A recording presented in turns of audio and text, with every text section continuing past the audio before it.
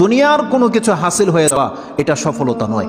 একজন মুমিন মুসলিমের মর্যাদা আল্লাহর কাছে এক পাল্লায় যদি একজন মুমিন মুসলিমকে রাখেন, আরেক পাল্লায় পুরো পৃথিবীকে রাখেন। কেউ যদি পুরো পৃথিবীকে ধ্বংস করে দেয়, এটা আল্লাহর কাছে অত বড় অপরাধ নয়। একজন মুমিনকে যদি কেউ হত্যা করে, এটা যত বড় অপরাধ।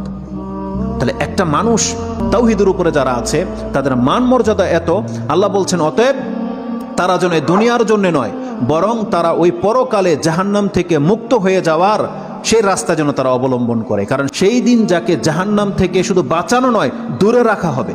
ওয়াউদখিলাল জান্নাহ, আর যাকে জান্নাতে প্রবেশ করিয়ে দেওয়া হবে, আল্লাহ বলছেন ফাকাদ ফাজ, এই হলো সফল কাম। কারণ জান্নাত এমন একটা জায়গা, এটা হচ্ছে চির সুখের জায়গা। একবার শুধু কোনো ব্যক্তিকে জান্নাতে ঢুকিয়ে দিলে জীবনের যত পেরেশানি আছে সব দূর হয়ে যাবে, সব দূর হয়ে যাবে।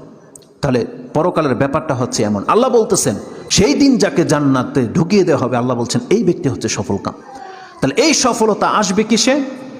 একমাত্র আপনার ঈমান, তাওহীদ। আপনি আল্লাহকে মেনে নিয়েছেন, আল্লাহর বান্দা, আপনি আল্লাহর সাথে শিরিক করেন না, এমন প্রত্যেকটা ব্যক্তি সেই জান্নাত সে পাবেই পাবে।